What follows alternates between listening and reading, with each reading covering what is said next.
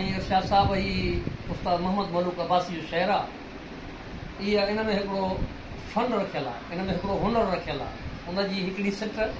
पढ़ंदासीं त माना ग़लति हूंदी, जॾहिं ॿी माना सिट चवंदासीं त माना सफ़ा मथण थी पवंदी आहे। तंहिंसां मुखातिब आहियां साईं जो नालो त संग दिलि सोना नथी तोखे असर जो मां कयां, अर्ज़ आरज़ियूं मिंथ मेड़ूं ऐं नियाज़ूं बासवाब, हुकुम कर त दिल रुबा तुंहिंजूं कुल्हनि ते मां खणा, मुश्किलातूं तकलीफ़ूं बार बारी बेहिसाब, छा चवां सोना सभिनि खां मूंखे तुंहिंजी थी वणे, रफ़्तार खसलत क़द रोबताब, उहो ॾींहुं ॾस जंहिं ॾींहुं सोना मां अची तोखे विझां, हार मोतनि जो बि थींदे गुल संभले गुलाब, हिकु दफ़ो पंहिंजी अखियुनि सां ॾिसी चङो जो डिघो, दर्द ऐं गम जो लिखियलु दफ़्तर फिराकी लाजवाब, हथु नथो लायां ऐं मथां ज़ोर सां फाटी पवे, शबनमा जो सलो प्योलो वाइल सदो नाज़िक निकाब,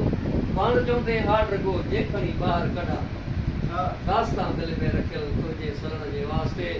आरज़ू अहिड़ी अथमि तो में विधियूं वेठो हुजां, पंहिंजूं अखियूं प्यारा करी पर पसण जे वास्ते, मां छिकियां गुस्ताख़ थियां, मां छिकियां गुस्ताख़ थियां, तूं पाण हथड़नि सां खोल, रुख मथां पर्दो किरी मुंहिंजे ॾिसण जे वास्ते, को नथो मुंहिंजो हले तूं पाण पंहिंजी कर ढरी, कावड़ पिठा जो तो पई मुंहिंजे अचण जे वास्ते, मलूक जी हूंदी खता, खंजर खणी भालो मतां, तुंहिंजी जुदाई खोड़ा दा मुंहिंजे मरण जे वास्ते।